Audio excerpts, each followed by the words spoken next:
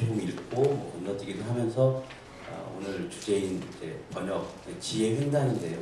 알매 횡단이고 그리고 그 중에 가장 중요한 것은 언어 그리고 근대 그리고 개념 이 세 가지 그거 중심으로 해서 역사 속에서 우리가 몰랐던 일도 있을 테고 알았던 일도 있겠지만 어쨌든 그 지혜 횡단이라는 어떤 그 번역의 과정, 번역 안에서 번역에 의해서 발생한 어떤 그런 시기를 중심으로 해서 잠깐 살펴보겠습니다.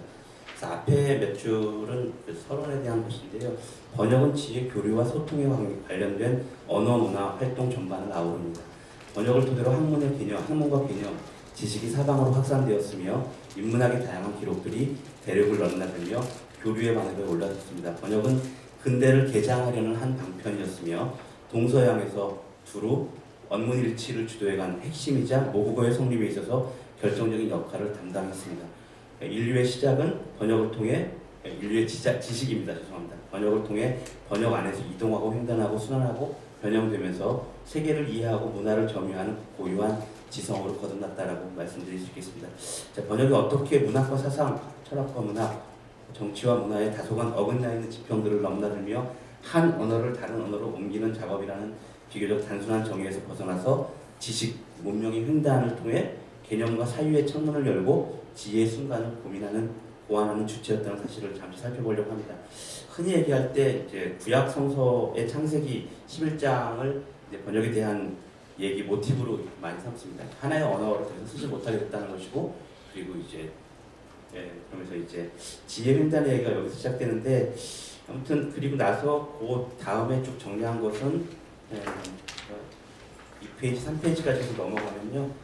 그러니까 언어는 인간이 다른 동물과 차별되는 주요 특성으로 발돋움을 하는 그 역사에 대해서 잠깐 살펴봤고요. 그리고 인간은 동료들과 소통을 할 수 있게 되고 협력의 힘을 보여주었다라고 말씀드릴 수 있을 것 같고요. 그리고 이게 이제 언어가 단순히 인류가 발전하면서 뭔가 고안했던 어떤 삽자루나 뭐 이런 것처럼 도구가 아니라 사회를 가능하게 한 원동력이었다는 그런 언어학자들의 관점들이 19세기 말에서 20세기 초에 대두되기 시작하면서 사회 이후에 나온 게 언어가 아니라 언어가 오히려 사회를 발전시키는 원동력이었다는 훔볼트, 벤브니스트 같은 언어학자들의 가설들이 나오고 지금 현대 언어학은 아마 이쪽에 거의 무게를 두고 있는 걸로 알고 있습니다. 어쨌든 개별 언어 사이에 공통점이 없었던 것은 아닌데 몇몇 언어는 언어 기호의 자의성이나 언어 변화의 규칙성을 감안할 때 공통 조어설이 있습니다. 인용을 했습니다. 공통 조어에서 파생되었다고 여겨지기도 하고요. 그래서 이제 어족이라는 것이 형성되고 어족이 서로 다르면 그만큼 상호간 이질성이 크다는 의미로 자연스럽게 소통을 위한 수단의 필요성이 대두됐다라고 이제 역사를 간단하게 정리했습니다. 그리고 현장에서의 입말을 옮기고 해석하는 통역이 있고요. 그리고 문자와 문서 간의 문자와 문서에 의한 상호 소통이 바로 번역이었다라고 잠깐 정리를 했습니다. 4페이지 넘어가시면 될 것 같습니다. 그래서 문화전파의 가장 대표적인 것은 당연히 종교 서적입니다. 이건 동서양 공이 마찬가지고요. 그러니까 신약이나 성서에 대한 것들도 한 측면에서 정리해 볼 수 있는 하나의 카테고리인데, 그러니까 오히려 이제 불교 쪽에 관계돼서 잠깐 정리를 했습니다. 그래서 이번에 쭉 설명한 것들을 쭉 넘겨 보시다가 뒤에 잠깐 5페이지에 보면 여기서 하나 이제 잠깐 얘기하고 싶은 건 4세기경 도안이라는 스님이 했던 작업인데, 사실은 이제 번역을 하면 당연히 번역에 대한 이론도 같이 생각을 하게 되는데 삼불이 세 가지를 하면 안 되는 것들을 인용한 요런 것처럼 이렇게 설명을 하고 있고요. 도안은 위와 같은 어려움을 극복하기 위해 번역자가 고대 산스크리트어와 선언의 지혜를 이해하려는 노력을 배가해야 한다면서 원본의 의거에 그 뜻을 전달하고 뜻을 해치는 말장난은 허하지 않는다. 그러니까 이제 성서라 이런 것들은 거의 우리가 흔히 얘기하는 이분법적 용어를 빌리자면 고지고대로 직역하지 않으면 그러니까 곤란하다는 그런 원본 중심적인 어떤 관점들이 여기서 탄생하기도 하고요. 그리고 사실은 성서 같은 경우에는 원본을 잘못 해석하면 화형당하기도 하고 이랬던 역사가 있으니까. 근데 어쨌든 이 불경도 마찬가지였다고 이렇게 볼 수 있겠습니다. 그리고 그 다음에는 구마라짐 얘기를 잠깐 풀어놨고 불교가 융성하기 시작했다라고 이렇게 잠깐 적어봤고요. 그 다음에 이제 얘기할 게 현장입니다.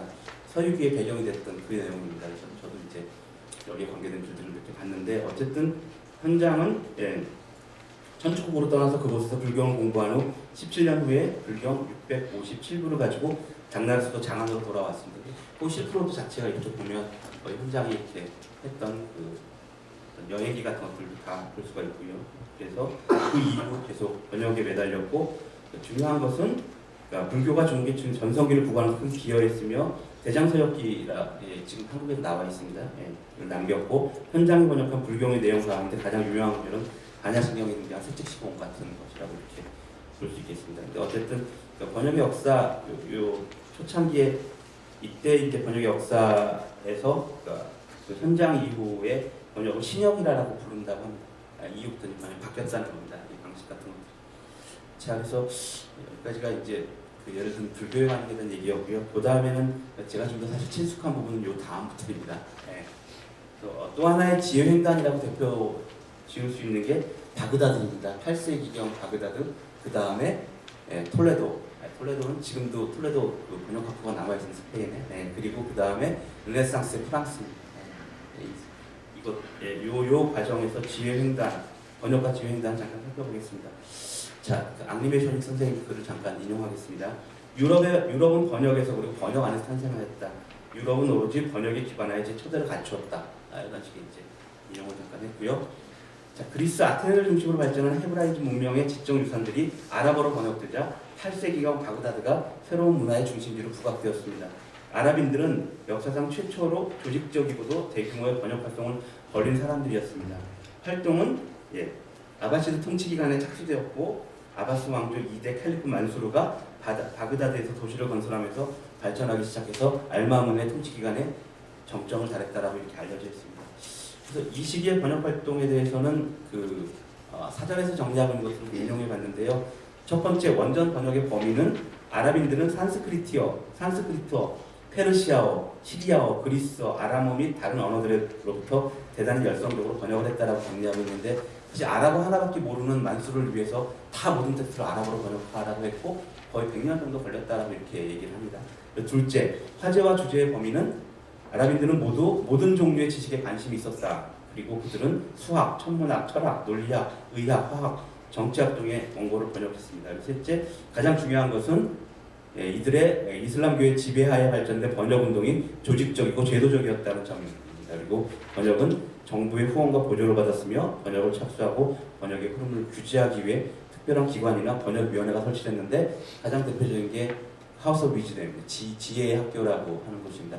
인터넷 사이트 2개 정도를 이렇게 제가 소개를 해드렸는데, 사실 지혜의 학교에 대한 책들은 프랑스에 나오는 것들이 몇 권 있습니다. 연구된 게 있고 번역사 연구에서 아마 첫 번째로 가장 중요한 지점이라고 다뤄주는 부분입니다. 자, 그래서 지혜의 집은 9세기경 아바스 왕조 제7대 칼리프 알마문 시대에 세워졌으며 이후 이슬람의 황금 문화기에 대한 다양한 활동을 통해 번역의 중심기관으로 자리 잡았습니다. 지금 비유를 하자면 번역국의 성격을 띈다. 그러니까 동경대학, 제국대학이 번역국의 성격을 띈다라고 이제 나중에 말할 텐데, 약간 이제 비슷한 시기에 번역국의 성격을 지니고 있었다라고 말씀드릴 수 있을 것 같고요.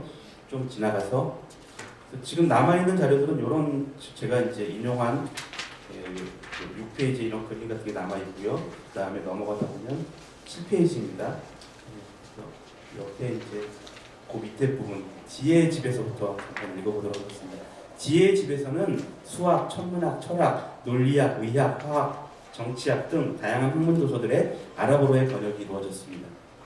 유클리드의 기하학과 아르키메데스의 수학, 프톨레마이오스의 천문학, 아리스토텔레스의 논리학 등 지리학, 천문학, 물리, 화학, 농업, 식물학, 약학, 안과학, 눈과학이죠. 음악 분야를 아우르는 고대 그리스 학자들의 주요 저작들이 번역의 대다수를 이루었습니다. 알만수르는 이슬람 세계 전역에 지식을 퍼뜨리겠다는 사명감을 가지고 학자들에게 번역을 독려했으며 거의 100여 년이나 진행된 대대적인 번역 사업을 펼친 결과, 그 다음에 굉장히 중요한 것인데요. 아랍어는 헬레니즘 시대의 그리스어와 중세 유럽의 라틴어, 그리고 동아시아의 한문과 같은 지위를 차지하게 되었다. 그러니까 보편어고 퍼스트 랭귀지였다는 말을 하고 싶은 겁니다.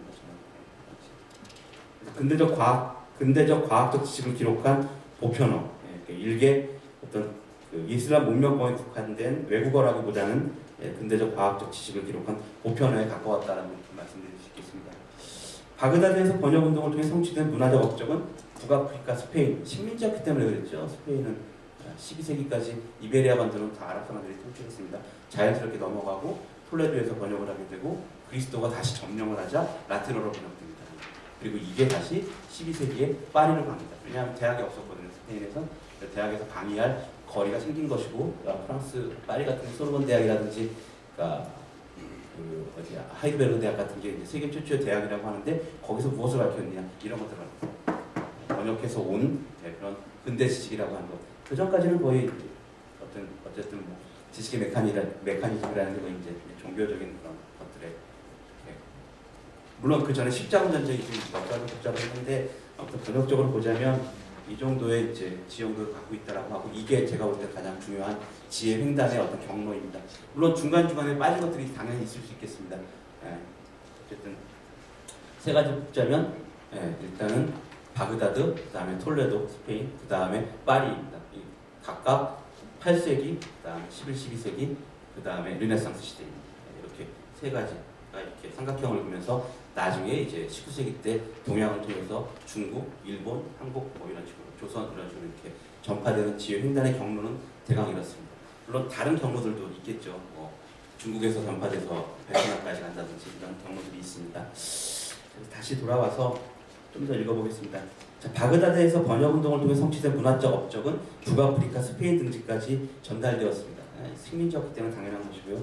이처럼 아랍어는 널리 인도에서 이베리아 반도까지 과학과 학문, 근대와 의학의 언어가 되었다라고 말씀드리겠고요. 그리스의 문헌들이 아랍어로 번역된 덕택에 9세기경 당대의 가장 앞선 과학 지식을 가지고 있던 스페인에서는 식민지였습니다. 12세기 아랍어에서 라틴어로 번역하고자 하는 시도들이 생겨서 해방되거든요. 해방이라는 표현이 적절치 않을 수도 있겠습니다. 근데 다시 점령을 합니다. 카톨릭 그리스도가.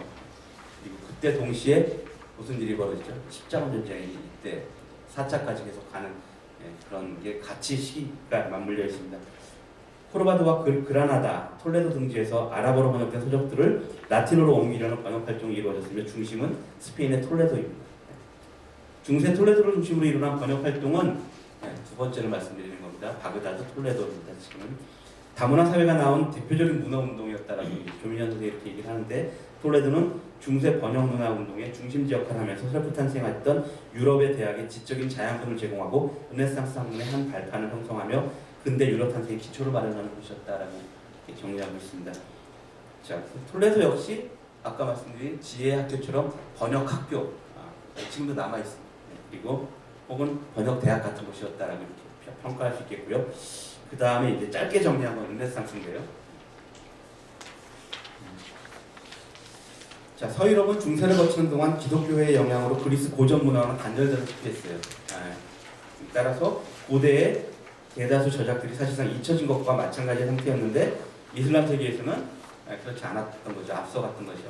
오리엔타라는 용어도 여기서 나온 것 같고요. 아리스토텔레스, 프톨레마이 등 서유럽에서 이미 알려지지 않은 다수의 저작들이 아랍어로 이미 번역돼서 읽히고 있었고 또 아라비아 숫자라고 하는 영도 그때 영에 대한 개념도 갖고 있었고 대수, 기하 이런 것에 대한 지식을 갖고 있었죠. 유럽 각지로 뻗어나갈 준비를 하고 있었다. 이베리아 반도가 이슬람 세력에게 점령당하면서 다수의 저작들이 자연스럽게 서유럽에게 전해질 수 있는 계기가 마련되어 있었던 것이고요. 그리고 그러다 본격적으로 번역이 시작된 것은 그리스도가 스페인을 재정복했던 12세기 무렵, 그리고 12세기는 문자 그대로 또 하나의 어떤 번역의 시대였다라고 평가하고 있습니다. 자, 인용하겠습니다. 아랍 문화를 유럽에 도입한 가교 역할을 맡은 스페인, 남이탈리아, 그리고 남프랑스, 지금 프랑스 남부에 가다 보면 아르르 이전에 거기가 어디예요? 마르세유 항구 근처, 이쪽은 지중해 쪽입니다. 그리고 그리스도가 다시 점령한 스페인의 아랍 도서관에서 밤낮으로 유대인이 아랍어로 된 문서들을 스페인어로 옮깁니다. 그러고 나면 그리스도교와 다시 스페인어를 다시 라틴어로 옮깁니다. 이후 노예와 노세가 힘겹게 실험하는 이 번역본들은 학자들과 필사가의 손을 거쳐 프랑스 땅에서 도착해서 인문학적 지식으로 등극합니다. 당시 대학이었던 스페인에서 이 번역물들의 최종 도착지는 파리 소르본 대학이었습니다. 그리고 서부 대학은 번역을 통해 당도한 지식을 가르쳤으며 번역운동을 통해 스페인과 톨레도는 유럽을 향한 르네상스의 중재자 역할을 했다라고 말씀드릴 수 있을 것 같고 그 다음에 이제 제가 말하려고 하는 것은 점프에서 프랑스와 1세 치하의 르네상스입니다. 자, 번역은 공이 독창적인 동서양 공이 독창적인 지혜 횡단을 주도하고 독창적인 지혜 공간을 창출하며 자국어의 활성을 통해 문학을 보완합니다. 그래서 문화 자체의 변화와 말과 글의 일치를 도모한 것도 번역입니다. 번역을 통해서입니다. 아랍어로 번역된 그리스의 수학과 의학, 천문학과 과학 등을 다시 라틴어로 번역한 중세 유럽 이후 번역의 붐이 일어나기 시작했던 것은 프랑스의 르네상스 시대였고요. 르네상스를 인문의 시대, 인문학 부흥이라고 말하지만 이러한 분홍은 번역이 없었더라면 훨씬 초라했을 거라고 이렇게 평가하고 있습니다. 두 개 인용한 글은 지금 제가 9페이지에 인용된 두 개 글은 참조하시면 될 것 같고요. 그 밑부터 잠깐 살펴보겠습니다.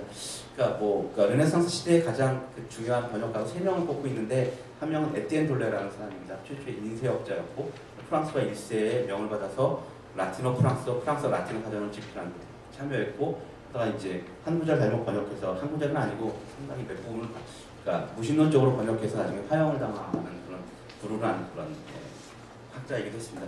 라틴어 프랑스어 라틴어 사전이 1539년에 발간되었고 프랑스와 1세의 허락을 받아 번역일에 종사했던 에티엔 돌레는 최초의 번역 이론이라고 하는 지금도 이제 이 당시 프랑스어가 지금 이제 현대 프랑스어를 배운 저 같은 사람도 별로 어렵지 않게 읽을 수 있습니다. 그러니까 언어 변화가 그렇게 심하지 않아요. 생각보다 아마 한국어 텍스트 30년대를 읽는 게 더 어려울 거예요. 저희한테는 그런 게 별로 없는데 어쨌든 하나의 언어를 다른 언어로 훌륭하게 번역하는 방법, 이것을 아마 번역사에서는 최초의 번역 이론에 대한 정리다 이렇게 서양만 따지면 그렇게 얘기하고 있는 글을 발표하고요. 그리고 르네상스는 이 당시에 산문문학이 일어난 시기를 의미하기도 합니다. 그 전에 사실은 프랑스만 보자면 시나 연극 중심이었다가 산문문학 같은 것들은 프로타투스 영웅전 같은 것들을 번역을 합니다. 자크 아미오라고 하는 걸출한 번역가가 나타나는데 사실 아미오의 번역은 나중에 비판을 많이 받습니다. 거의 다 의역을 했고 자기가 창작하다시피 해서 번역을 했어요. 편역, 저격 이런 개념도 그때 나오는데 그러니까 그리스의 영웅들 이야기를 산문문학을 통해서 산문을 통해서 번역을 했는데 그게 소위 요즘 말로 어마어마한 인기를 얻게 되고 번져나가고 그리고 산문문학을 활성화시켰다는 정도로 이제 정리를 해서 말씀드릴 수 있을 텐데 어쨌든 이러한 배경에는 활자 인쇄가 보급됐다는 거, 이거는 하버토대에 대한 얘기인데요. 번역에 대한 최남선 같은 경우가 굉장히 중요한 정치사회적 의미에서 이 번역에서 중요한 거는 신문관을 세웠기 때문에 그렇습니다.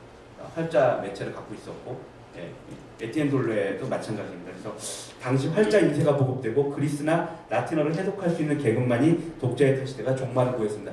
프랑스 1세는 당연히 자기들이 사제나 이런 계급으로부터 탈 지식을 보급함으로써 이 사람들의 권력을 누르려고 했던 거예요. 어떻게 보면 그러면서 이제 오히려 지식인들을 바탕으로 해서 탈신성화시키면서 자기들의 권력을 쉽게 얘기하면 사제들로 갖고 오려고 했던 것들인데 어떻게 보면 이런 것이 사실은 업무일치를 이뤄냈다는 겁니다. 당시에 프랑스 공문들은 당연히 다 라틴어로 쓰여져 있었는데 이걸 다 속어였던 입말이었던 프랑스어로 다 고치라고 명령을 하고 그 다음부터 업문의 일치라고 우리가 얘기하는 흔히 말하는 것과 쓰는 것들이 일치가 되는 그런 작업이 프랑스에서 일어나기 시작합니다.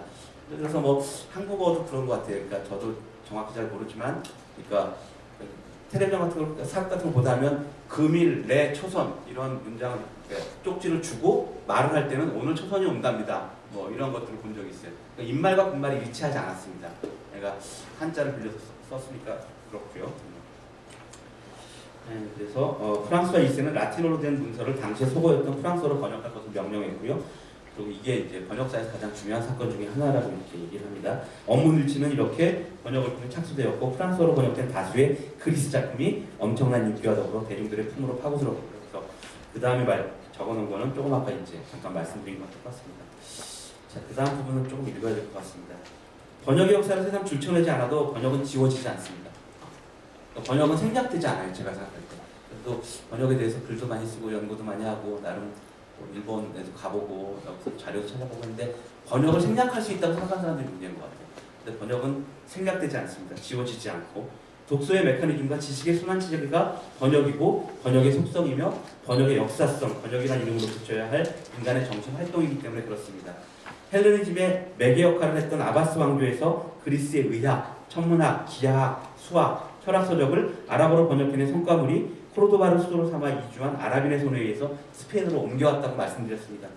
서유럽에서 보자면 그리스도가 재점령한 스페인에서 아랍어로 라틴어를 번역해 자국에 당도한 서적이야말로 어두컴컴한 중세의 터널을 벗어나올 환히 빛나는 지식과 그 빛이 새어나올 출구였다라고 약간 수사를 보태서 썼는데요.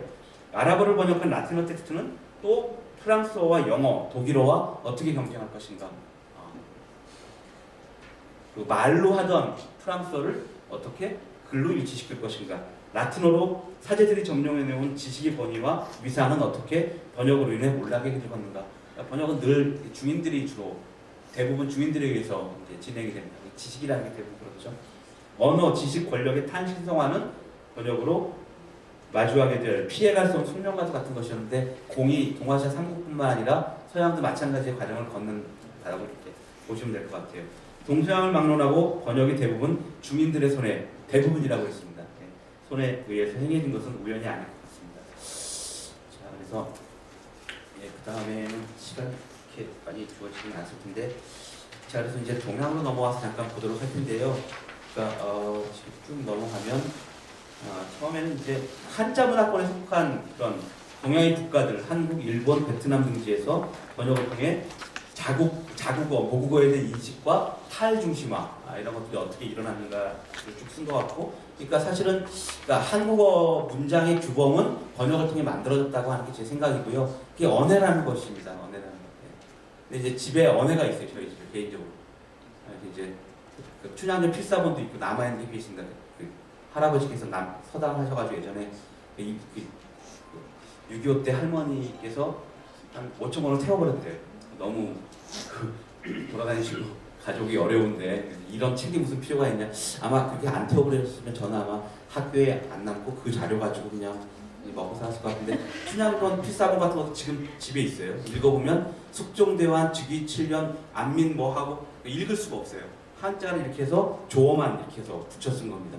그리고 언어들을 이렇게 보면 통사구조가 지금의 통사구조가 많이 다릅니다. 그래서 이게 쉽지 않아요. 언어 읽는 게. 근데 제가 말씀드리고 싶은 건 최남선의 문장을 보면 지금의 통사구조가 거의 일치하고 비슷하고 띄어쓰기도 행해지고 있고 구주점도 있고, 그리고 근대 한국어를 재배치했다고 한다는 것은 근대 개념을 담은 낱말을 가지고 글을 썼다는 겁니다. 그러니까 혁명, 개혁, 권력 뭐 이런 것들은 대부분 다 메이지 때 만들어졌던 신한어라고 우리가 부르는 것들입니다. 그런 것들을 가지고 글을 썼기 때문에 그런 것들이 일어나는데, 어쨌든 넘어가서 12페이지에 5번으로 넘어가겠습니다. 근대 개념 원문일치 그리고 번역입니다. 사실은 이것만 가지고 쓰려고 했었다가 그냥 앞부분 앞으로 한 10분 정도만 더 하면 빨리 끝날 수 있을 것 같아요. 번역은 원문의 텍스트 문화 요소를 목표 언어와 영문의 동등한 텍스트 문화 요소로 대체합니다. 따라서 번역 작업은 필수적으로 목표 언어와 도착 언어를 동시에 돌보는 일이 될 수밖에 없습니다. 번역은 하나의 언어를 하나로 옮겨 끝나지 않아요. 여기서 다시 원문에게 뭔가 줄 수 있다는 게 제 생각입니다. 원문이 꽁꽁 감추고 있던 것은 번역을 통해서 번역 안에서 깨집니다. 모국어로 읽는 것들은 모국어로 읽을 때 모면받던 지점들이 번역에서 깨지는 거예요. 그러니까 베냐민이 얘기한 번역 이론의 핵심도 거기 있는 것이고요. 따라서 번역 작업은 필연적으로 번역은 출발어의 언어 문화 표현 지식을 도착어에서 동등한 상황에 위치시키려는 노력이 요구되는 것이며, 번역은 모국어 문화의 인식을 새롭게 하는 계기를 만들어냅니다. 그리고 고대 엘리트의 공용어로부터 위력을 떨쳤던 동양의 한문이나, 한문을 진문이라고 불렀어요. 진리를 담보한 이런 문장. 서양의 라틴어의 다양한 언어로의 번역은 이 공용어로부터 중심이탈, 혹은 데상트르망이라고 프랑스어로 얘기하자면 그러니까 중심이탈, 탈중심화를 이끄는 선봉장 역할을 해왔다라고 말씀드릴 수 있을 것 같고요. 19세기 동아시아의 근대화 과정은 번역과 긴밀하게 연결되어 있습니다. 서구 문헌의 번역은 곧 서구 사회와 문명과 사유의 번역이었던 거죠. 그렇죠? 서구가 돌아온 게 아니라, 그러나 서구의 사상과 학문을 전통 사회의 언어로 수용하고 표현해 오는 것은 매우 어려운 일이었고요, 사실상. 그러니까 버스는 버스인 거죠. 오렌지는 영어가 아니라 한국어죠. 한국어로 들어온 한국어입니다. 한국어로 표기된 한국어죠. 초콜릿도 한국어죠. 한국어. 영어에서 온 한국어입니다. 서구의 사상을 이해하려면 그 개념에 합치하는 자국어를 찾아내거나 새로 보완해왔다라고 이렇게 말씀드릴 수 있을 것 같고요. 첫 번째가 일본의 메이지 시기입니다. 물론 좀 이따 발표해 주실 이한현 선생님께서 공교롭게도 전화한 것도 아닌데 후타바테의 심의 얘기를 같이 해요 저랑. 저는 이제 텍스트를 최근에 이제 규슈대학 가가지고 자료를 봤는데 업문일치 자료를 정리해 놓은 게 거의 1000페이지 정도 복사해가지고 왔는데요. 그 자료가 다 있습니다. 20세기 초에 어떻게 일본 사람들이, 일본의 메이지대 지식인들이 업문일치, 그러니까 에도 시대의 그 낡은 문장을 통해서 맑은 문장과 지금 쓰는 이런 것들을 일치시키려고 하는, 번역을 통해서 일치시키려고 했는가를 자료로 쭉 남아있는 걸 보고 너무 복사를 많이 해서 나 허리가 아파서 병원에 갔는데 제 조교이랑 같이 서로 500장씩 했습니다. 복사를. 공교롭게도 이한현 선생님 발표를 해주시게 돼서 창피합니다. 제가 잘 모르고 선생님도 잘 아시니까. 얘기하고 싶은 건 그렇습니다. 역사기 때문에 역사만 간단하게 남각부 시대, 그러니까 난학 시대입니다. 난학 시대의 해체 신서, 지금 한국어로 번역된 있습니다. 그래서 보면은 해체 신서를 보면은 여기 이제 골상 같은 게 있는데 13페이지 중간입니다. 간, 심, 비, 폐, 신 이런 것들은 동양 의학 서적에 있었던 것들이에요. 근데 네덜란드 해부학 보니까 열어보지는 않잖아요. 동양은. 그러니까 에도 시대 해부학의 출발이라는 게 이걸 칼로 잘라서 제가 되게 무식하게 얘기하는데 개복을 해서 내부를 열어본다는 거였거든요. 그러고 보니까 그 전까지는 없던 부분들에 대해서 뭔가를 표현해야 될 필요성이 있는 거예요. 네덜란드 전범도 없었고 사전도 없었고 그래서 머리를 맞대고 고민해서 이제 발명한 그런 언어가 동맥 같은 거, 우리가 지금 쓰고 있는 연골 같은 그런 낱말이었다고 해요. 그러니까 자연 같은 것도 이제 나투라의 번역인데요. 그러니까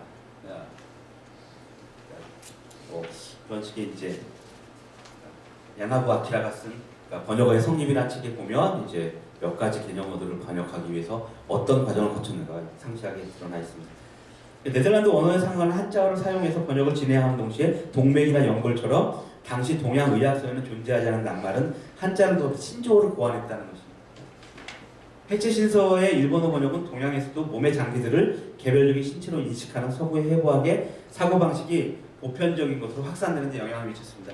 어쨌든 쭉 요약을 하면 지금 각 주에 제가 13페이지에서 14페이지까지 단 이런 거가 이제 대표적으로 우리가 아무렇지도 않게 쓰는 것인데 그 당시 없었던 것이고, 만약에 지금 제가 그러니까 19세기 말에서 20세기 초에 사람이 타임머신을 타고 지금 저를 만날 때 같이 소통을 할 수 있는 사람 정도로 꼽을 수 있는 사람이 누가 있냐면 최남선과 유길준 정도가 얘기를 할 수 있을 것 같아요. 왜냐하면 그 사람들은 이런 개념어를 알았거든요. 그러니까 이런 개념어를 다 덜어내면 지금 대화가 될 수 있을까? 그렇지 않을 거라는 생각을 많이 하거든요. 정치, 문명, 예술, 고전, 강의, 지금 여기 쓴 낱말들이 물론 정확히 검증된 건 아닐 수도 있습니다. 근데 얼추 2만 단어에서 넓게는 5만 단어까지, 그러니까 이런 단어들이 다 이때 고안을 해놨다는 겁니다. 번역을 통해서. 데모크라시는 민주, 필로소피는 철학, 사이언스는 과학. 그러니까 자연 같은 경우는 굉장히 어려웠다. 그러니까 19세기 말 그 불안 자전을 보면 겨덜로라고 되어 있어요. 저절로, 자연이 저절로. 근데 이거를 과학 용어가 창조해서 자연이라는 번역을 해서 사실은 좀 불만이 많아요. 본성인데 어떻게 보면 자연이라고 번역을 해서 네이처라고 이렇게 번역을 해서 고정을 시켰는데, 어쨌든 지금 이런 용어들은, 이런 낱말들은 이 당시에 어떤 낱말들이죠? 근대적인 문물과 더불어 사상과 더불어 문명과 더불어 와서 우리가 고안해낸 그런 것들을 담아낼 낱말들. 버스 같은 거예요. 버스. 쉽게 얘기하자면. 뭐 이런 얘기 너무나 평범한 얘기가 돼가지고 그 정도로 이제 말씀드릴 것 같고, 그 다음에 14페이지에 메이징은 번역에서 착수되어 미지를 향한 입구를 열어놓고, 그리고 참조로 다니구치치로라고 하는 만화가가 그린 5권짜리 도련님의 시대라는 만화책이 제가 재작년에 읽었던 베스트 1이었습니다. 그 5권의 만화책을 보면 처음부터 이제 나츠메 소세키가 화자로 등장하면서 메이지가 도대체 뭐 했던 시기인가, 그러니까 다이쇼 시작되기 전에 1912년, 11년까지, 그러니까 이시카와 다쿠보쿠 같은 시인이 이제 곧 메이지가 망하고 시대가 접히고 테러리즘의 시대가 도래할 거라고 얘기하면서 러일 전쟁에 대해서 암울한 파시즘으로 이제 기울어질 거라고 예상하기 전까지, 그러니까 루소로 들여왔던 조민부터 수많은 번역가들 얘기, 제가 볼 때는 굉장히 좋았던 기억이 있는데, 그러니까 천박하게도 그 만화책에서 이렇게 캡처도 하고 그 만화책에서 인용도 했습니다.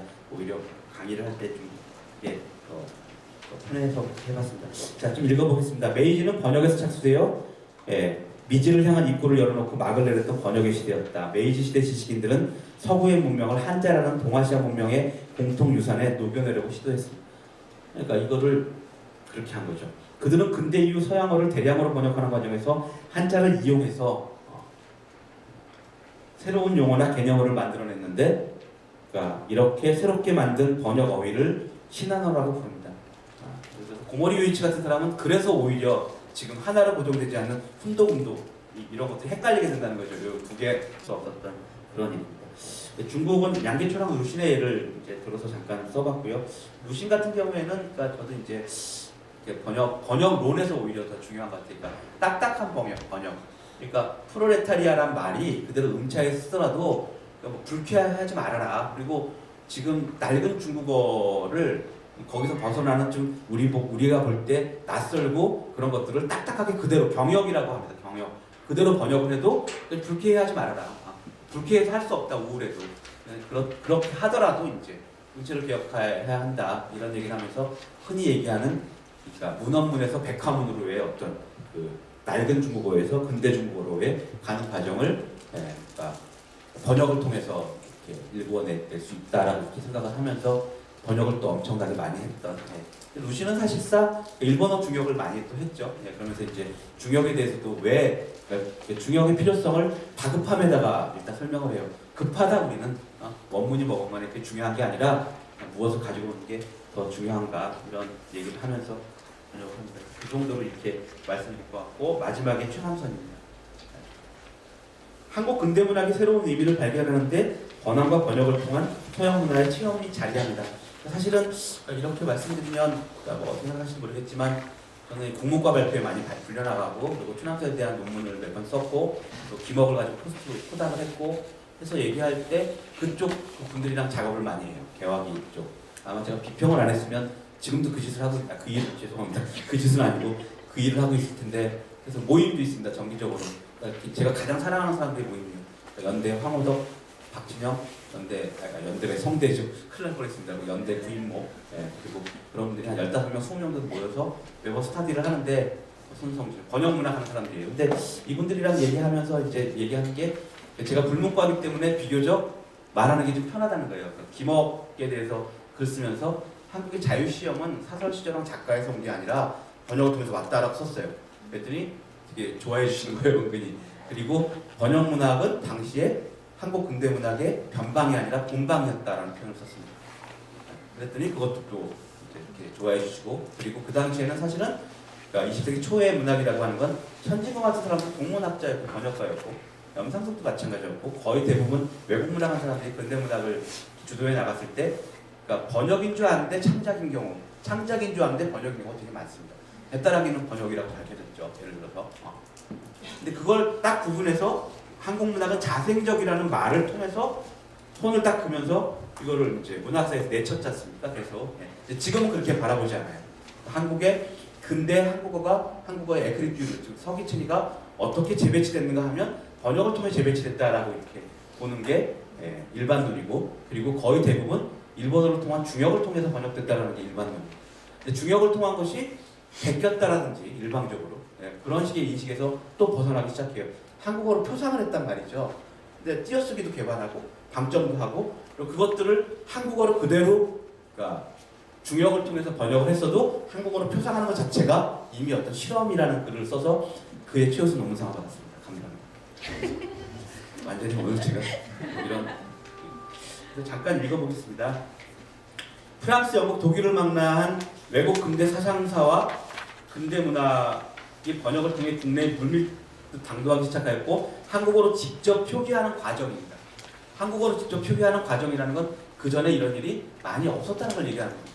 6.1춘의 서유견문을 지금 연대에 계신 허경희 선생님이 번역해서 우리가 읽어요.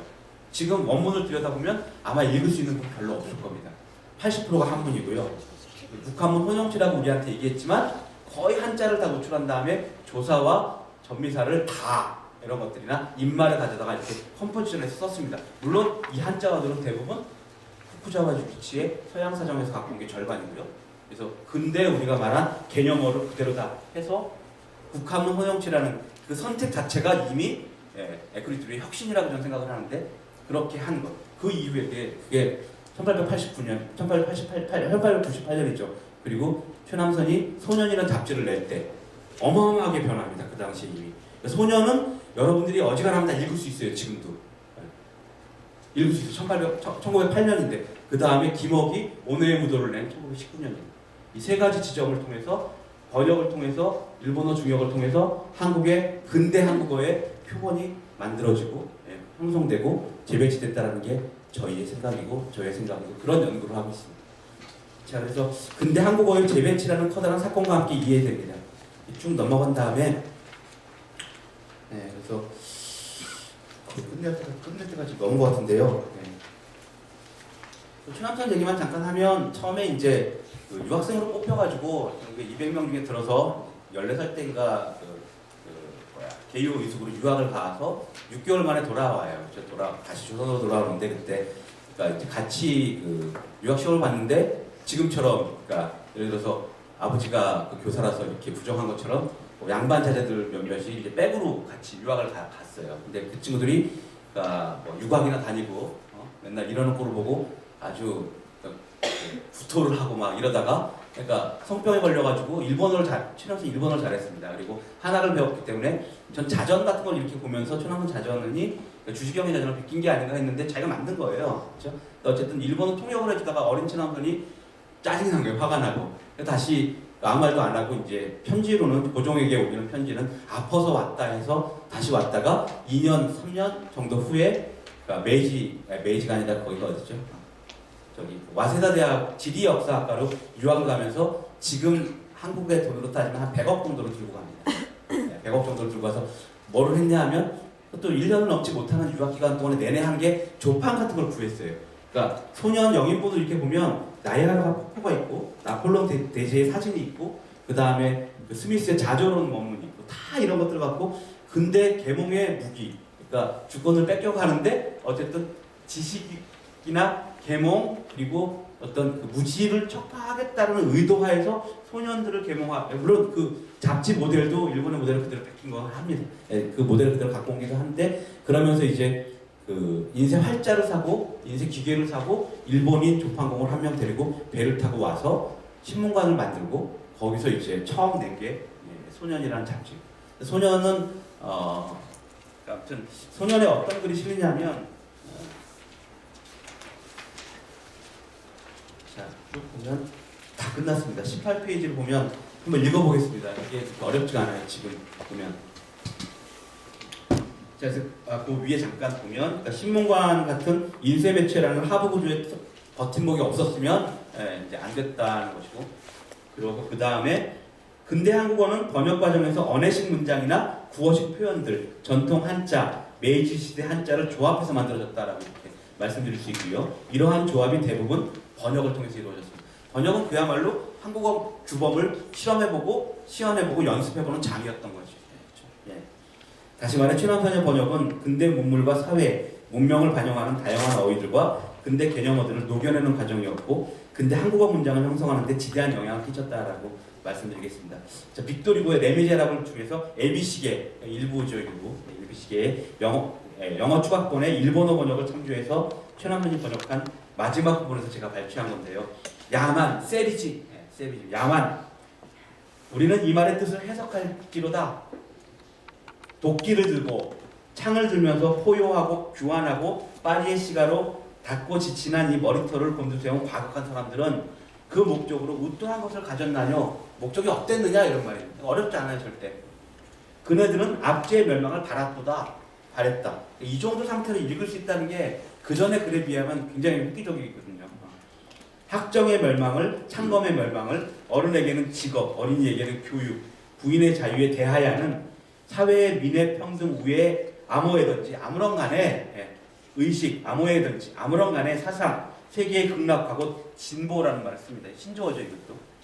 그런데 이 신성하고 선량하고 온화한 진보가 그의 문에 기다리고 있거늘 그들은 미치광이 모양으로, 미치광이처럼이죠. 처럼 손에 몽둥이를 들고 입으로 부르짖으며 썼도다. 그러니까 프랑스 혁명을 주도했던 사람들이 폭력적으로 했다는 얘기입니다. 로베스피에르와 단돈 얘기를 앞에 하는 대목이 나와요. 폭거에 항정하면서도 사람들을 이렇게 잔인하게 죽였다 이런 대목입니다. 그들은 야만이다. 지들이 볼 때 옳다. 과연 야만이라 그러나 시빌리제이션에 의한 야만이다. 이런 얘기를 하는 대목입니다. 그러니까 문명의 야만이라 그들은 맹렬하게 권리를 찾으려 하도다. 권리를 차지하려고 하다. 권리라는 것들은 인간의 권리가 또 차지하려고 하다 이런. 과격하게 인류를 극락으로 몰아넣으라 하도다 이렇게 쓰고 있습니다. 번역한 건데요, 이게. 번역은 지금 우리가 사용하고 있는 통사 구조와 상당히 유사합니다. 표남선은 띄어쓰기의 정착, 구두점의 체계적 사용뿐만 아니라 전통 한자로부터 이루어진 개념어와 예를 들어서 뭐 수콜, 음몰 이런 단어는 그대로 씁니다. 갖다가 거기다가 그러니까 일상어와 한국어들의 단어에다가 일부러 강조하는 것이 권리, 다 한자로 표시해줘요. 개념어에는 일부러 뜻을 해석할 수 있게 그냥 음차해서 표기 안 합니다.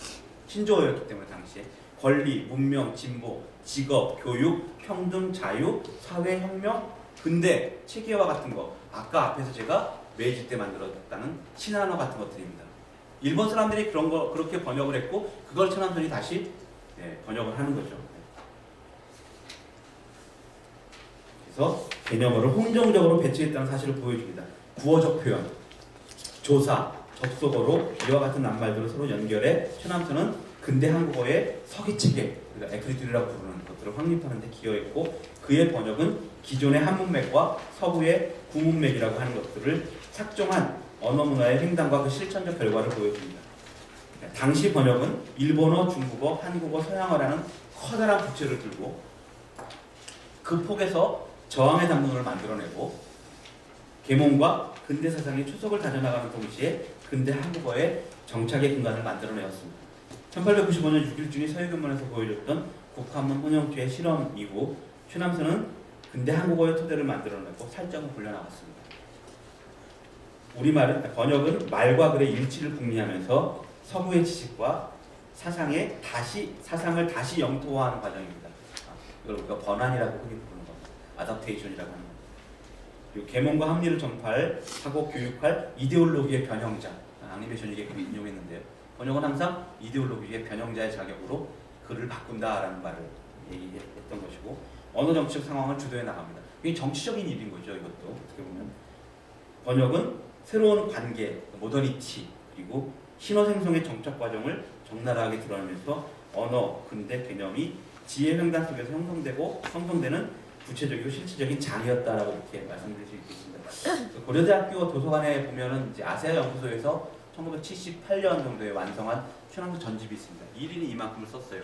물론 1919년 이후에 어떤 좌절, 연구 범위나 이런 것들이 추상적으로 변해가요. 신화 연구를 한다든지 이제 그 전에 이제 썼던 창조부터 해서 소년 창조부터 해서 잡지를 만들면서 했을 때 대부분 이제 번역을 통해서 이렇게 계몽을 위해서 이렇게 글을 쓰거나 이런 것들을 소개했을 때 글들을 보면 사실 그 글을 처음 봤을 때가 제가 고려대학교 와서 십몇 년 전인데 벌써 그걸 보고 그걸 이만한 글을 보면서 되게 좀 안심했던 것 같아요. 이런 게 있었구나. 그리고 혼자 그냥 저녁에 최남선에 대해서 발표를 해가지고 뭘 알겠어요. 불문학자가 그렇게 많이 예전에 봤던 게 기초적인 지식이라 레미제라블 중심으로 보면서 이제 번역문을 따로 한 권이 이만한 한 권에 번역문만 따로 모아놓은 걸 이제 보다가 굉장히 한국 그 영인본을 찾아보게 되고 영인본을 이렇게 보니까 1908년에 이런 에크리트가 있었다. 그러니까 예를 들어서 이광수가 한국 근대어의 출발이라고 얘기하는데 저는 그거보다는 최남선이 그렇다고 하는 편입니다. 한국 근대사 학문을 발명한 사람이 최남선이라고 개인적으로 생각하는 편인데 아무튼 그래서 어쨌든 최남선에 맞춰서 얘기를 했지만 이 당시에 이제 번역상들은 이제 근대 그 지혜 횡단을 주도하는 그런 역할을 했다라고 이렇게 그런 이제 발표를 하겠습니다. 감사합니다. 감사합니다. 불문학자이면서 비교문학 공부에 오셔서 사실은 저희 오늘 뜻깊은 번역 심포지엄을 여는 가장 의미 있는 발표를 해주신 것 같고요. 저희 처음에 시작하면서 고작 30분의 시간 동안에 바벨탑의 전설에서부터 8세기 바그다드를 거쳐서 12세기 스페인의 톨레도를 거쳐서 유럽의 르네상스 파리, 그 다음에 중국, 일본, 지금 우리 한국의 근대까지 번역이 어떤 방식으로 동서양 문명의 전파에 기여했는지 그 번역을 통한 번역이 대개는 수동적인 어떤 그 방어적인 입장에서 이야기를 많이 하게 되지만 번역이야말로 그 독창적인 방식으로 지혜의 횡단에 기여한 바가 크다는 발표를 해주셨습니다. 저희 조금 효과적인 그 토론을 위해서 이한정 교수님 발표를 같이 듣고요. 그 다음에 이제 토론을 같이 이어서 해보도록 하겠습니다. 이한정 교수님은 지금 상명대 글로벌 인문학부에서 가르치고 계시고요. 2006년 일본 동경대학교 비교문학, 일본 근현대문학으로 박사학위를 받으시고 최근에는 나스미 소세키 문학의 한국어 번역 수용 양상에 대한 논문을 발표하셨고요. 그 일본에서 이제 그 간행되는 한국 문학 번역 서지 목록에 대한 논문도 다 쓰셨고 제일 디아스포라 문학 선집 등에 대한 연구를 많이 해주셨습니다. 그래서 조재련 교수님 발표에 이어서 아주 재밌는 발표를 해주실 것으로 기대됩니다. 박수로 환영해 주시죠.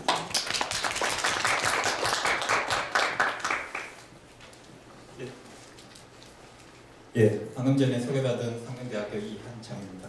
네, 발표는 앉아서 하도록 하겠습니다. 네, 오늘 그 2018년 유형 학술재단 번역 심포지움에서 발표를 하게 돼서 상당히 뜻깊고 또 개인적으로도 영광입니다. 저는 이제 최근에 이제 귀국 후에 한국에서 일본 문학이 어떻게 한국에 수용되어서 번역이라는 과정을 통해서 수용되는가를 상당히 총체적으로 좀 보는 작업들을 쭉 해왔습니다.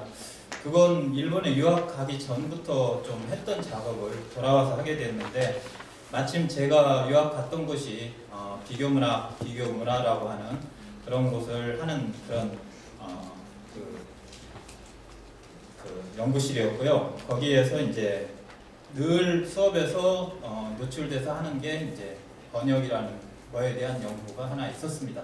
그래서 사실은 돌아와서 일본의 번역 상황에 대한 이야기라든가 할 수 있는 이야기들은 상당히 많은데도 내가 여기에서 한국에서 하는 게 너무나 일본에 대한 그런 것들이 일본이 단단하게 연구가 되어 있는 게 너무나 그걸 그냥 반복하는 그런 연구이지 않을까라는 그런 겁에 덜컥 질려서 뭐랄까 한국 쪽만 좀 이렇게 보는 축으로 해왔습니다.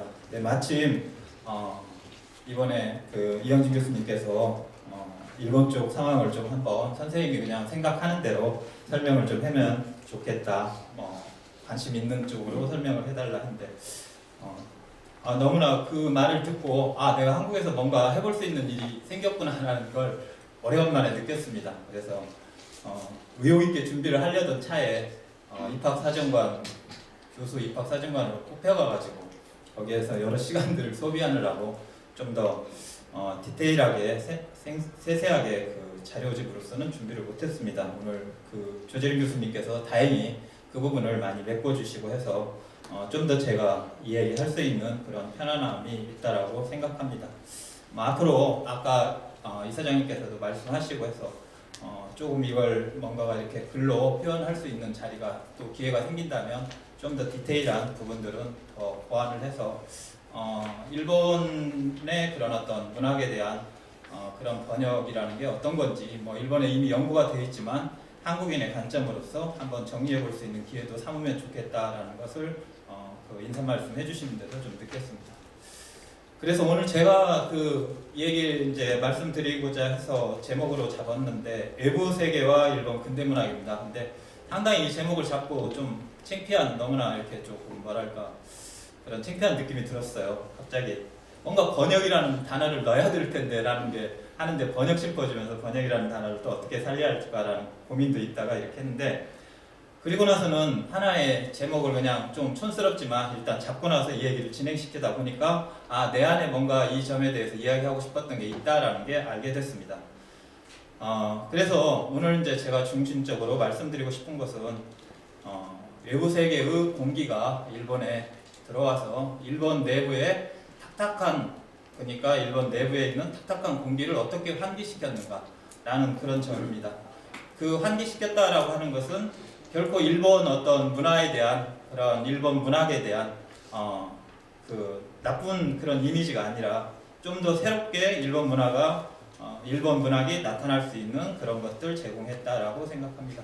번역은 흔히 우리가 너무나 한쪽에서 한쪽으로 일방적으로 흐르는 거라고 생각합니다. 그건 한국사에서 특히 아까 조재인 교수님하고 좀 얘기했는데 번역이 평화되고 하는 것은 우리는 너무 어떤 문화라는 것이 위에서 있어서 아래로 흐른다라는 오랜 식민지의 역사 하에서 가져진 건지 아니면은 중국이라는 거대한 나라 위에서 지정학적으로 있어서 그런 생각을 하게 되는지 모르지만 그렇게 생각하는데 오늘 제가 말씀드리지만은 일본의 어떤 번역에 좀 생각하는 그런 태도들은 그런 점과는 좀 다르고 물론 위에서 받아들이지만 그걸 내 안에서 어떻게 소화하느냐의 문제가 있는 것 같습니다.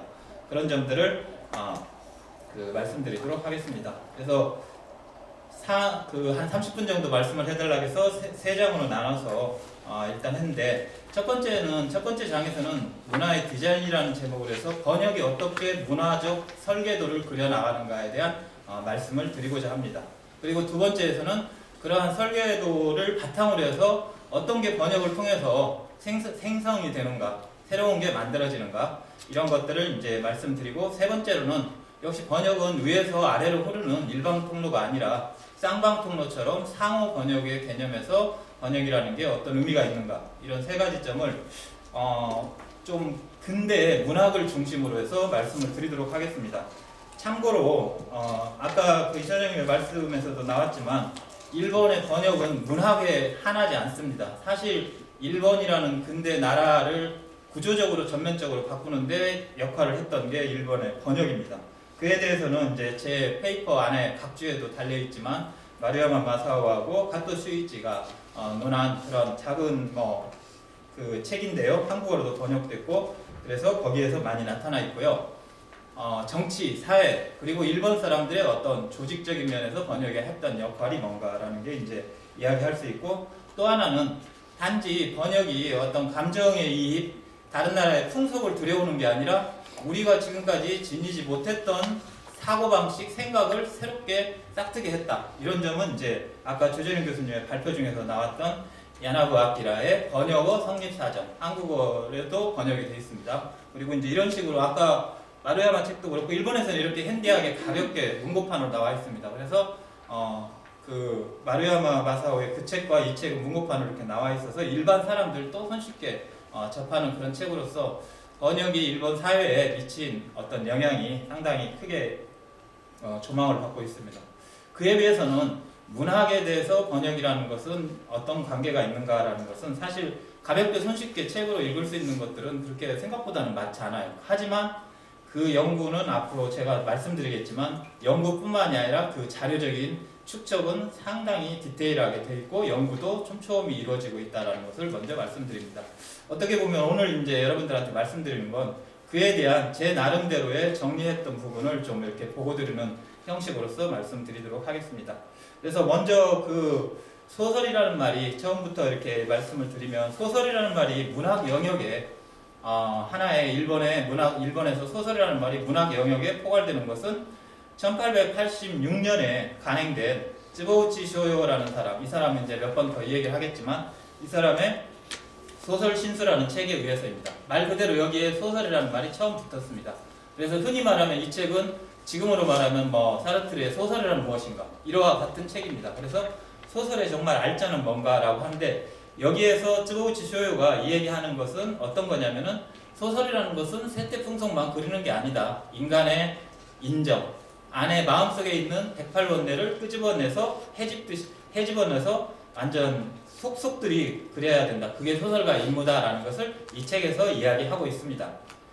이 책을 쓴 쯔보우치 쇼요는 뒤에서 좀 언급하겠지만 일본의 셰익스피어를 소개하고 연구한 사람으로서 극작가이기도 합니다. 물론 소설도 썼고요. 그래서 그렇기 때문에 여기서 이 쯔보우치 쇼요가 소설 신수에서 쓰는 얘기들은 단지 어떤 일본의 풍토에서 나온 얘기가 절대 아니라는 것은 여러분들도 이제 아실 수 있을 겁니다. 그리고 쯔보우치 쇼요가 이렇게 이야기한 책을 읽고 이 책에 감동받아서 직접 배우지도 않았는데 쯔보우치 쇼요를 스승으로 모셔서 배우면서 자기 책을 처음으로 아까 조재림 교수님의 언급에서 나왔다시피 자기가 소설 총론이라고 하는 책을 소설 신수에 비해서 소설 총론이라고 하는 책을 써서 소설은 그래도 인간의 고뇌를 끄집어내더라도 이건 허상이라고 하는 어떤 스킬이 들어가야 되지 않을까라는 것을 얘기한 게 후다바테 이시메이라는 사람입니다. 이 사람이 이제 그 일본 어떤 근대문학의 근대 소설의 효시라고 하는 뜬구름을 쓰게 되는데요. 그 과정은 번역에 있고 그 번역에 대한 이야기는 또 총체적으로 일본의 어떤 새로운 모형을 만들었다라는 것으로서 평가받고 있습니다. 사실 이 사람은 당시 살았을 때는 불행했던 사람이에요.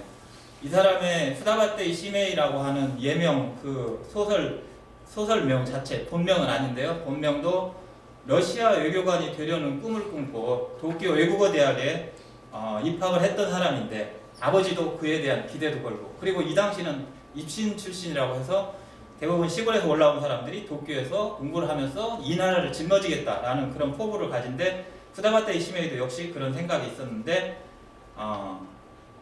갑자기 러시아 문학을 읽다 보니까 그래서 옛날 어른들은 문학 읽지 마라고 그랬던 것 같아요. 문학이 독이다. 그거 읽었다는 너는 이제 먹고 사는 거하고 끝난다라고.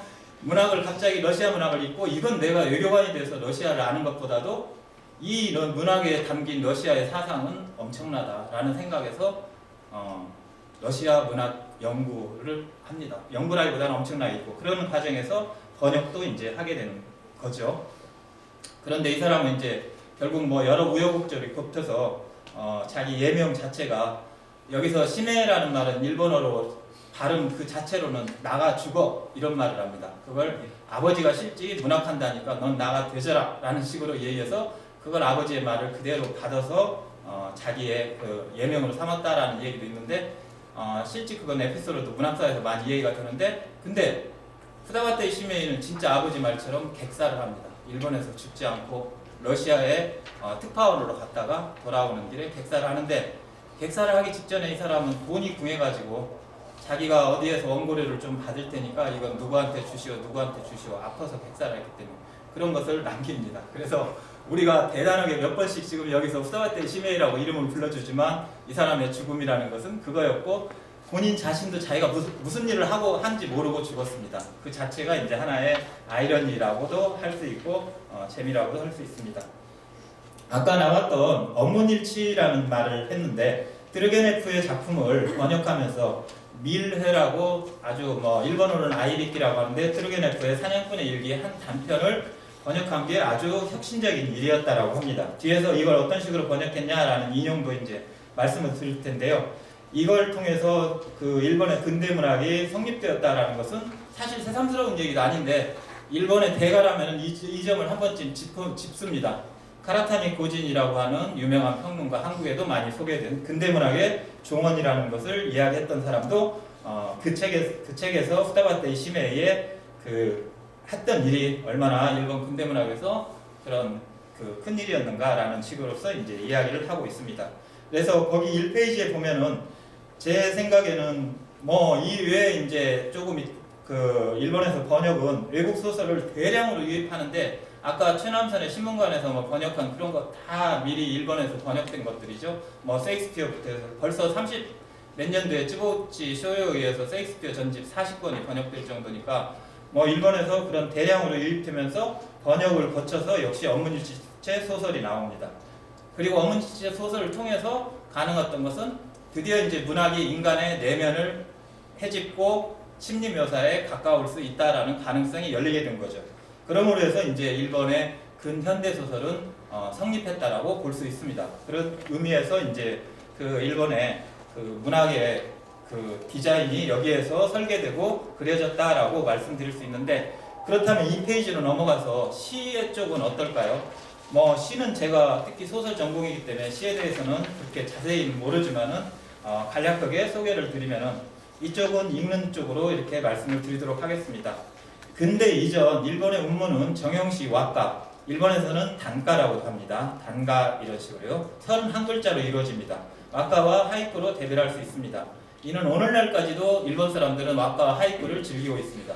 예를 들어서 우리가 시조라고 하는 것이 이미 머릿속에 사라진 것처럼 우리가 생각을 한다면 일반 사람들도 하이쿠를 짓고 NHK 아침 방송에서는 하이쿠를 짓는 사람들의 그 받아서 그거 어떤 하이쿠가 좋은지를 뽑는 그런 것들도 하고 있습니다. 그리고 또한 한시문도 존재했습니다. 근데 이전에 한시문은 성행했으나 현재는 대중의 가까이에 지금은 자리하지 못하고 있습니다. 왁가와 하이쿠가 고전의 틀을 유지하면서 현재까지 명맥을 이어오는 데에는 역시 근대적 발전을 거듭한 노력이 있었습니다. 여기에 번역이라는 외부의 향기가 더해져 새롭게 탐생한 것이 근대 자유시라고 할 수 있습니다. 근대 자유시가 형성되는 밑바탕에는 서구시의 영향이 있었다는 것은 너무나 당연한 거고 절대적이었고, 근대 문물이 들어오면서 수반된 근대 서구 사상이나 문화는 근대 일본인들의 새로운 생각을 눈뜨게 했고 새로운 감정을 싹트게 했습니다. 뭐 소설도 마찬가지지만 특히 시는 그런 어떤 감정에 대한 표현 이런 것들, 왁가나 하이쿠는 그런데 그 분출하는 넘쳐나는 감정을 담기에는 글자가 너무 작죠. 글자가 작고 이걸 하나로 포괄하기에는. 그래서 일본에서 처음으로 시대둔 게 신체시초라고 하는 것입니다. 한국에서는 신체시라는 말로서도 이해가 되고 일본도 역시 했는데, 일본에서 신체시라는 말은 이거에 의해서 나오고 바로 금방 사라집니다. 그렇게 오랫동안 유포되진 않는데, 이 작품이 번역됨으로 해서 당시 젊은이들을 얼마나 열광시켰는가는 많은 이야기들이 있습니다. 그런데 흥미롭게도 이걸 번역한 사람은 사회학자, 식물학자, 철학자인 동경대, 당시 도쿄 제국대학이라고 하죠. 막 만들어진 대학의 교수 3명이었습니다. 이들은 이 작품의 역과 그리고 자기 자신들의 시도 여기에 담았습니다. 그래서 14편의 창작시와 14편의 번역시와 5편의 창작시를 담아서 서구시의 형식을 새로운 근대시에 만들려고 노력한 것으로서 번역 집필된 것이라고 볼 수 있습니다. 롱페울로의 시를 번역한 철학자인데요. 이노우에 데츠로라고 하는 사람이 거기 쓴 글입니다. 이 사람은 그런 취지를 이렇게 얘기하고 있습니다. 메이지 시대라고 하는 것은 이제 근대를 이룩한, 아까 메이지 유신을 이룩한 시대죠. 그 시대의 시는 메이지 시대의 시여야만 한다. 옛 시가 되어서는 안 되고, 일본의 시는 일본의 시여야만 한다. 한 시가 되어서도 안 된다. 이는 신체의 시를 만들려고 하는 까닭이라고 적고 있습니다. 그러면서 자기들은 되도록이면 아분이나 용어적인 면에서도 서양어를 가지고 와서 그걸 최대한 전할 수 있는 시어를 만들려고 노력은 하지만 앞으로도 이 개량은 필요하다. 그래서 사실은 문학자가 아닌 사람들이 이 신체시초를 번역한, 그리고 그 신체시를 쓴 데 종사하게 된 것은 개량의 시대였기 때문입니다. 당시가요. 개량의 시대였고, 이 사람들은 또 어떻게 서양에 받아들였냐면은 말 그대로 동경대 자체가 서양의 원텍스트를 그대로 흡수하는 쪽으로 많이 됐습니다. 그리고 당시 동경대에서 서양 영문 텍스트를 또 수시로 만들어냈습니다. 그걸 교재로 사용했고요. 그런 가운데 이 사람들은 실제 이런 것들을 일본어로 번역해보겠다라는 생각은 자연스러운 생각에서 나왔다라고 볼 수 있습니다. 그런데 이게 문학사에서는 상당히 중요한 작품으로서 이야기가 되고 있습니다.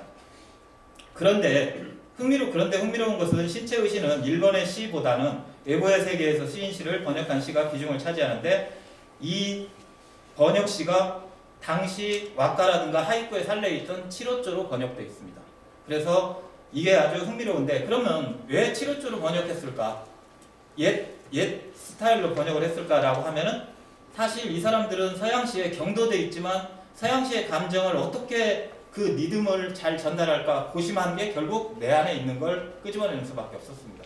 그래서 같이 접촉을 해서 옛 시인 왁가 하이쿠의 은유를 담고 있어서 서구시에 담긴 감정을 당시 이 시 자체는 충분히 전달하지 못했고, 하지만 그 성과 여부를 떠나서 근대적 감정을 전통 일본 운문우 운율에 실어서 근대 자유시로 날아갈 수 있는 물바지 역할을 신체시초가 해낸 점은 부인할 수 없습니다. 이와 같이 번역이 근대시의 모형을 부렸고 일본인의 새로운 감정, 새 시대의 사실성을 소설에 담아냈다는 점은 분명한 사실입니다. 이것은 소설뿐만이 아니라 거의 각주 7에 표시하고 있다시피 야나부 아키라가, 이 작업도 대단한 사람인데요. 이 야나부 아키라는 사람도 일본의 번역사에서 빼놓을 수 없는 연구를 한 사람인데, 번역어 성립 사정에서 아까 조재림 교수님 말씀하신 대로 새로운 일본인의 개념, 용어 이런 것들이 어떻게 형성됐는가를 이야기하고 있기 때문에 이건 문학의 문제만이 하나지 않습니다. 예를 들어서 여러분들 연애라는 말 너무 지금 흔하게 사용하죠. 근데 연애라는 말은 일본에서 만들어졌다 하면 뭐 일본에서 만들어져? 내가 우리 한국의 전통적인 거 아니야? 이렇게 생각하죠. 근데 연애라는 말은 일본에서 러브라는 말을 번역하는 과정에서 만들어졌어요. 그러면 그전에는 일본 사람들은 연애도 모르고 살았나? 아닙니다. 당연히 연애도 있었고, 남녀, 일본의 유명한 겐지모노가타리는 1100년에 벌써 11세기 초에 연애 이야기만 그냥 10편이 우리나라 한국어로 번역된 거 10편이 연애 이야기입니다. 그렇다면은 연애라는 말이 왜 이때 나왔는가 라고 했을 때 일본은 연애, 우리가 지금 생각하는 연애를 연자로 표현했습니다. 이걸 일본어로는 코이라고 하는데요. 애자는 쓰지 않았어요. 그리고 애에 해당하는 것은 일본에서는 그 전에 메이지 시대의 색입니다. 색자. 1호라고 하는데요.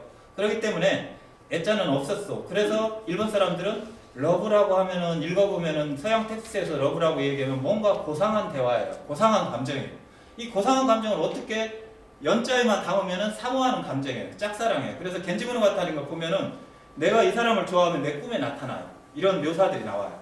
그 정도로 짝사랑, 연자는 사모할 연자이기 때문에 코인데. 그런데 이제 그게 이제 발전해서 좀 더 유격적인 사랑은 일본에서는 색으로 표현을 했어요. 그래서 에도 시대는 호색 일대남이라고 해서 호색, 일본에서는 호색이라는 말이 그다지 그렇게 우리는 호색한 하면 저건 완전히 수가치어야 하지만 일본에서는 호색하는 정말로 하나의 문화 같은 거였어요. 에도 시대에. 그렇기 때문에 그런 게 있었고, 근데 이 두 가지가 통합이 안 되는 거예요. 그래서 메이지 시대 사람들은 러브라는 말을 연애로 이렇게 담았다라고 이 얘기를 하고, 나츠메 소세키도 재미있는 에피소드가 있어요. 키스라든가 이런 말들을 번역을 하는데 너무 막 뜨악하고 감이 되질 않는 거예요. 그 근엄한 사람이. 그러니까 고민을 하고 돌려서 이야기를 하고 여러 가지 그런 에피소드들이 많은데, 그런 것들은 문학과 역시 사람들의 사고방식 이런 거에 같이 결부시켜서 번역이라는 걸 통해서 만들어졌다라는 것을 말씀드리고 싶습니다. 두 번째로 생성의 프로세스로 말씀드리고 싶은 것은 1935년에 간행된 야나기다 이즈미, 이 사람도 일본 번역사에서 야나부 아키라와 비견할 정도로 번역 문학에 대해서는 대단한 연구를 초기에 했던 사람입니다. 1935년에 이 책이 간행됐다고 생각해 보십시오. 는 일본의 번역 문학을 문학의 한 장르로 자리 잡고 만든 책이라고 할 수 있습니다. 그래서 제가 이 책 하나 여기 이렇게 번역 문학이라 해서 이 책을 하나 가지고 왔는데요. 이건 1961년에 간행됐어요. 이게 어떤 거냐면은 근대 문학 감상 강좌예요. 근데 이게 25권짜리입니다. 근데 25권짜리가 쭉 작가들이 나오고 그 다음에 극문학, 시문학 해서 이렇게 25권 이어지는데 작가들이 바로 끝난 권수에 21권의 번역문학이 한 권 딱 들어가 있습니다. 그러니까 번역문학이라는 게 얼마나 그런 일본 근대문학 연구에서 일찍부터 자기 위치를 차지했는가를 알 수 있는 거죠. 그리고 지금도 여전히 이해가 되고 있고요. 그런 점들을 이제 말씀드릴 수 있습니다. 그렇다면은 야나기다 이즈미는 왜 일찍이 번역문학에 관심을 두었던 것일까?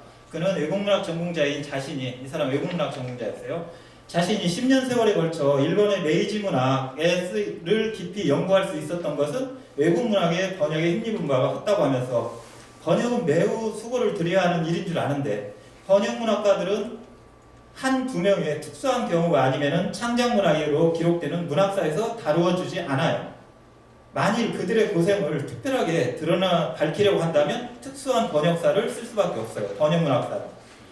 좋아. 그렇다면은 3페이지로 가겠습니다. 그렇다면은 그러한 번역문학사를 써서 그들의 노고에 보답하자 라는 생각에서 자신은 메이지 초기에 번역문학이라는 책을 썼다라고 합니다. 그래서 상당히 서지적 연구 정도 돼요. 어떤 이론을 가지고 한 것도 아니고, 그래서 그 책을 보면은 당시 메이지 초기에 어떤 번역들이 들어왔고 어떤 식으로 이 사람들이 애를 쓰고 수고를 했는가, 번역가의 그런 수고까지도 최대한 학자로서 담으려고 노력한 흔적이 보이는 책입니다. 이런 것들이 바탕이 돼서 번역문학이라는 장르 하나가 일본에 이제 제대로 어느 정도 정착까지는 아니도 이렇게 자리 잡게 됐다라는 점인데, 1978년에 복간된 메이지 초기의 번역문학서는 전 18권으로 별권 2권이 포함되어 있습니다. 이런 정도로 일찍부터 70년대부터 그리고 96년부터 2001년까지는 오조라사라고 하는 곳에서 메이지 번역문학 전집 신문 잡지편, 이것을 무려 50권을 발간하고 있습니다. 이건 뭐냐면 신문 잡지에 실린 것만 발췌를 한 거예요. 단행본으로 나온 게 아니라. 그걸 50권을 발간하고 있습니다. 번역문학을 일본 근대문학의 한 물줄기로 바라보지 않고서는 나올 수 없는 간행문이죠. 이런 걸 왜 하겠어요? 그 신문 잡지 거기에 있는 것을. 근데 번역문학이 얼마나 중요하다라는 것을 알기 때문에 이런 서지적인 작업을 해놨다는 거죠. 이 전집의 속편은 또 번역가를 다루고 있는 것도 있습니다. 20권에 걸쳐서요. 자, 그리고 일본에는 일본 근대문학 대사전이라는 전 6권짜리입니다. 5권으로 썼는데 6권입니다. 제가 잘못 보기가 있습니다. 이건 1978년에 나왔어요. 그러니까 근대문학 대사전이 78년에 6권으로 나왔어요. 여기 번역문학이라는 항목이 마련되어 있는데 집필자는 소설가이자 문학평론가이고 시인이기도 한 나카무라 신이치로가 씁니다. 이 항목이 상당히 긴데요. 여기에 시작하는 말에 이렇게 쓰고 있습니다. 메이지 유신 이후 처음 서구문화를 접하며 일본 근대문학이 출발한 이후 서구문학은 끊임없이 계속 유입됐다. 아니, 서구문학 유입이라는 일이 일본 풍토 안에 근대문학의 실마리를 제공했고 이는 지속적으로 발전됐다. 이런 식으로 이야기하면서 그 사람은 그 인용의 마지막 부분 좀 보면은 이런 작업들 때문에 후다바테이와 모리오가의 번역은 그 중요함에 있어서 도쿠다 슈세이의 소설보다 결코 낮은 것이 아니다라고 얘기했어요. 도쿠다 슈세이는 누구냐면은 한국에는 그다지 알려지지 않지만 일본에서는 자연주의 문학의 대가입니다. 정말 자연주의 문학을 제대로 쓴 사람이라고 이 얘기를 합니다. 그런 식으로 이 사람보다도 자연주의라는 한 장르를 평가하는 것보다도 더 중요하다라고 이런 식으로 이야기를 하고 있습니다. 이런 점들을 본다면은 번역이 얼마나 그런 그 자연주의 문학보다도 더 큰 우위에 있다라고 알 수 있는데, 그런데 번역은 기존의 틀을 깨뜨리며 생성의 과정으로 나갑니다. 어문일치체 아까 후다바테 시메이는 내 번역의 표준이라는 글에 이렇게 이야기하고 있습니다. 대체로 서구의 문장은 그저 읽어보면 아무것도 아니나 잘 음미해보면 일종의 음조가 있어서 소리를 내어 읽으면 아주 억양이 좋다, 음악적이다, 뭐 그렇게 이야기를 하겠죠. 이 사람은 원래 러시아어가 더 편했다고 얘기하니까요. 일본어로 생각하면 골치 아파서 머릿속에 안 떠오른다고 말했습니다. 그런데 일본의 문장에는 이러한 격조가 없다. 그저 요령 없이 느려지기만 해. 묵독하기에는, 여기서는 이제 묵독이라는 문제가 상당히 중요합니다. 묵독과 음독의 문제인데 어문일치체도 이 묵독의 시대가 도래해서 어문일치체가 이루어지기 시작합니다.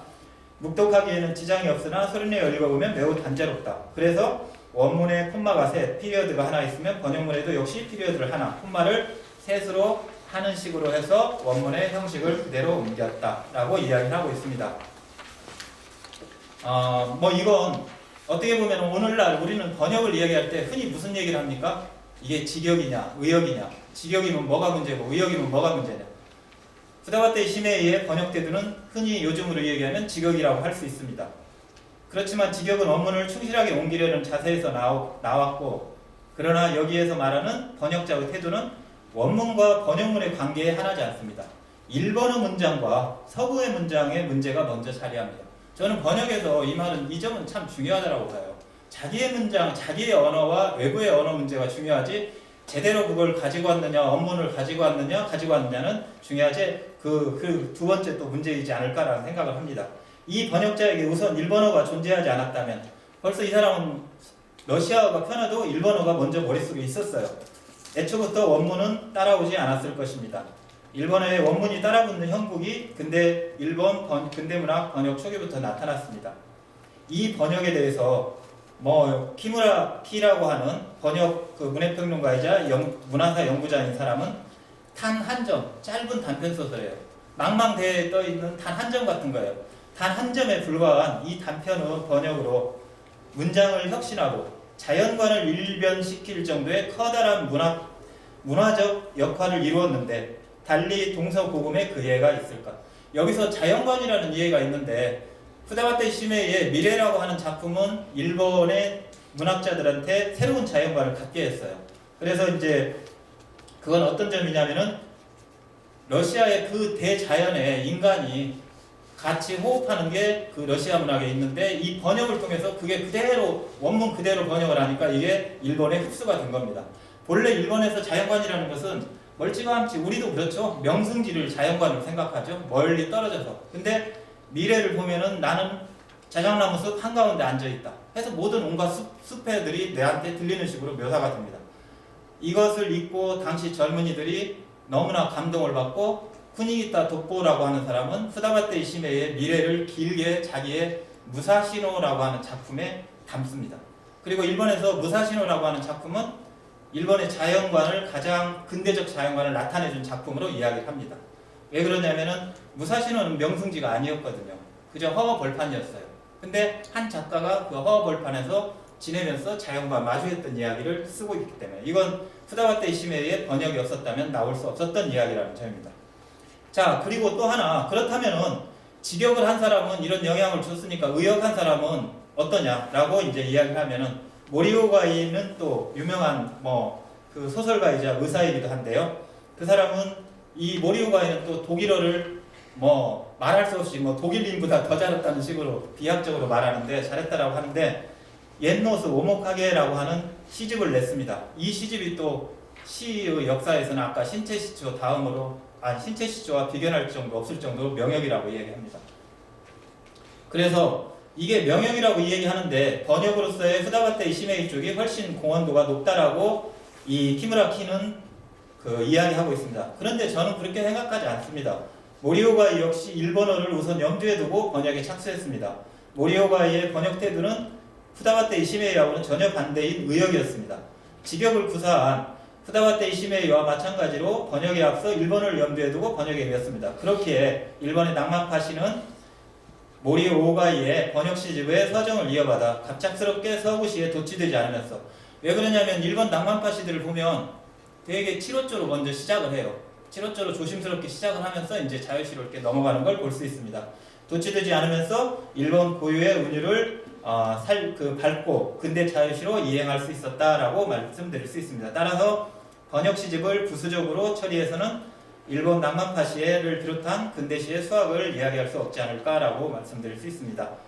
3번은 저는 이건 이제 번역의 왕래라는 제목을 달았는데요. 3장에서는 상호 번역의 입장에서 말씀드리고 싶습니다. 번역이 이 땅에 와서 어떻게 새로운 언어를 발굴하게 만들고 그게 다시 외부로 나가는가 이야기를 몇몇 노벨상을 받았던 작가와 그런 등을 통해서 점검해 보도록 하겠습니다.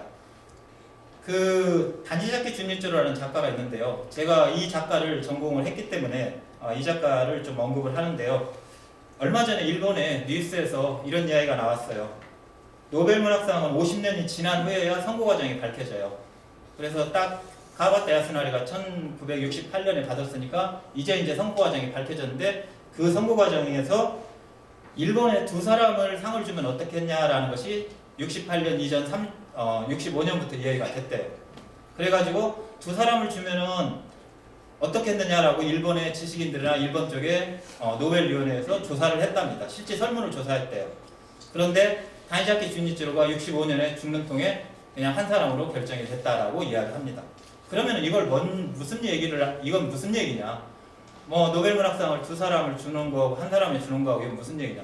그만큼 이 사람들은 노벨문학상을 다니자키도 주고 싶고 카와바타 야스나도 주고 싶다라는 그만큼 일본 문학이 일찍 어떻게 보면은 노벨문학상은 또 정치적인 상의 의미도 있기 때문에 쉽게 뭐라고는 이야기할 수 없지만 그런 맥락도 일찍 외부 세계로 나갔다라는 것을 이해할 수 있습니다.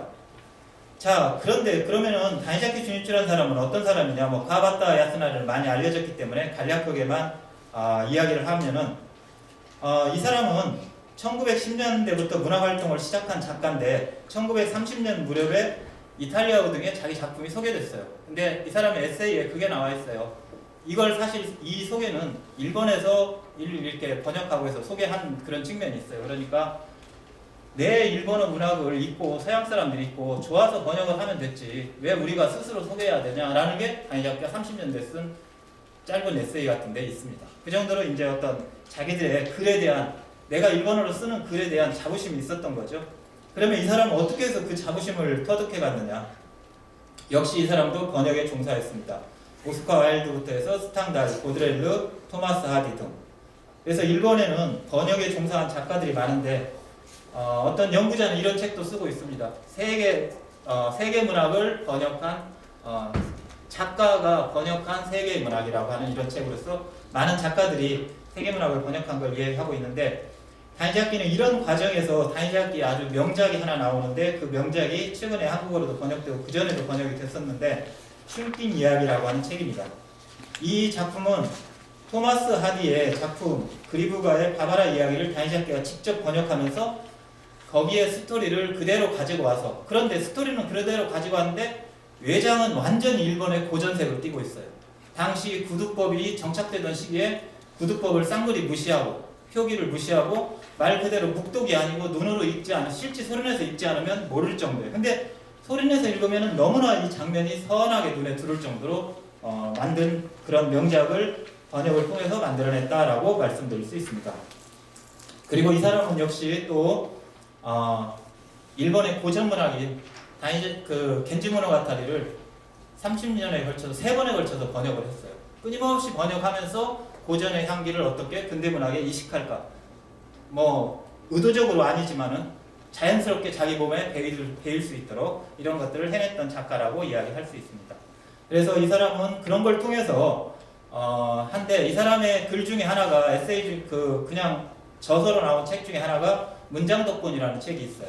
아주 가볍게 읽고 1934년에 나왔는데 일본에서는 막 베스트셀러 돼서 엄청나게 지금까지도 우리나라 이태준의 문장 강화처럼 읽히고 있는 책이에요. 근데 여기에서 다니샤키 준치로는 겐지의 영어 번역본. 겐지의 영어 번역본은 1920년대에 나왔으니까요. 영국의 왕립도서관에 아서 그 밀러가 번역을 한 그런 작품입니다. 초역으로 했죠.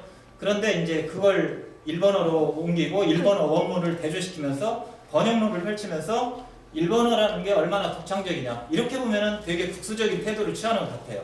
근데 이걸 통해서 자기의 언어를 발견해가는 거죠. 그걸 설득력 있게 이야기하고 있고요. 그리고 이런 작가들은 많은데 카와바타 야스나리도 중국 문학을 일본어로 번역했고요. 큰 일은 아니지만은. 그리고 고전 문학을 일본어로 현대어로 번역했고 또 오에겐자부로는 실제 번역에는 종사하지 않았어요. 근데 잘 알다시피 오에겐자부로의 작품은 인용이 중요한데 흥미로운 것은 이 사람이 그런 번역 문학을 통해서 소설가를 꿈꿨다는 거예요. 거기 5페이지에 두 번째 단락 한번 보겠습니다. 두 번째 단락에 하나, 둘, 셋, 넷, 5번째 줄이에요. 오에겐자